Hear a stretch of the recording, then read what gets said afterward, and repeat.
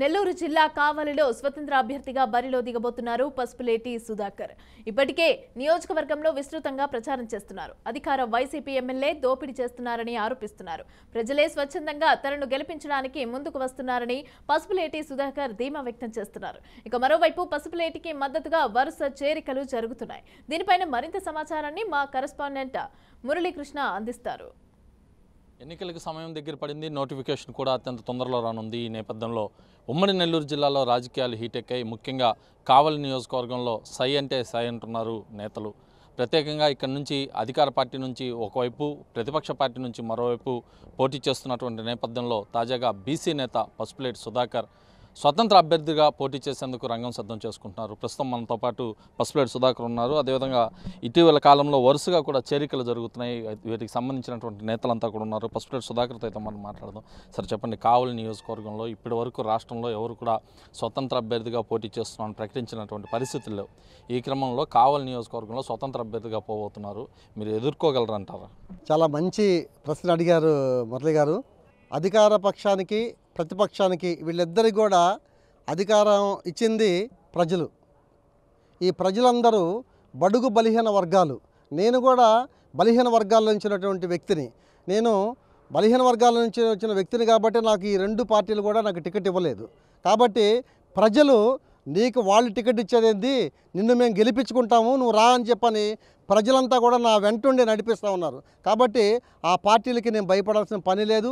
ఆ party ticket ఇచ్చినా ఇవ్వకపోయినా ప్రజలు నన్ను బంపర్ మెజార్టీతో గెలిపించడానికి సిద్ధంగా ఉన్నారు. యువతకు కానీ మహిళలకు కానీ ఎలాంటి హామీలు ఇవ్వబోతున్నారు? ప్రత్యేకించి మీ కొత్త మేనిఫెస్టోను కూడా రిలీజ్ చేయబోతున్నారని తెలిసింది.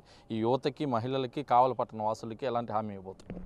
నేను ఒక 3 రోజుల్లో నా సొంత మేనిఫెస్టోని రిలీజ్ చేయబోతున్నాను. కానీ ప్రతి ఒక్కరికి ఎంప్లాయ్మెంట్ కానీ, వైద్యం కానీ, విద్య కానీ చాలా రకాల మేనిఫెస్టోని రెడీ చేయడం జరిగింది.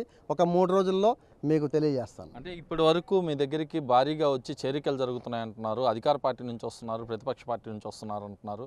ఎంతమంది నాయకులు చేరారు? ప్రజలు ఎలా ఉన్నారు? అంటే ఈరోజు ఇంతమంది ప్రజలు నా దగ్గరికి రావడానికి ముఖ్యమైన కారణం ఏంటంటే, 10 ఏళ్ల నుంచి అధికార పార్టీలో ఉన్నటువంటి ఎమ్మెల్యే ప్రజల్ని దోచుకొని అరాచకాలు చేసి నానా ఇబ్బందులకు గురి చేశారు. అదేవిధంగా ప్రతిపక్షం నుంచి నిలబడబోయే అభ్యర్థి ఏదైతే అభ్యర్థి ఉన్నారో ఆ అభ్యర్థి కూడా అధికారం రాకముందే నానా బీభత్సాలు సృష్టించున్నారు. ఆయన ఆ అధికారం వచ్చిందంటే అసలు కావలి నియోజకవర్గం మొత్తం శూన్యం చేసేస్తారని ఒక భయానికి వీళ్ళందరూ కలిసి, నేను చాలా చిన్న స్థాయి నుంచి చిన్న వ్యక్తినైనా నా దగ్గరికి ఇంత భారీ స్థాయిలో రావడానికి ముఖ్యమైన కారణం ఏంటంటే, వాళ్ళు చేస్తున్నటువంటి అరాచకాలను తట్టుకోలేక సుధాకర్ అయితే మంచి వ్యక్తి, ఆయనకు అధికారం ఇస్తే ఇంకా మంచి పనులు చేసే అవకాశం ఉంది, చేస్తాడని చెప్పని భారీ ఎత్తులో చాలామంది చేరడం జరిగింది. ఈ కోడ్ వచ్చిన తర్వాత ఇంకా ఇప్పుడు వేల సంఖ్యలో వచ్చారు, లక్షల సంఖ్యలో చేరే అవకాశాలు ఉన్నాయి. అయితే మీరు పార్టీలో చేరారు. ఇవాళ వైసీపీ నుంచి ఇటు సుధాకర్ గారికి మద్దతుగా భారీ ఎత్తున వచ్చి చేరడం జరిగింది. ఇటు వైసీపీలో లేని పరిస్థితులు ఏంటి, ఇక్కడ ఉండే పరిస్థితి ఏంటి, ఏం చెప్పబోతున్నారు? ఈరోజు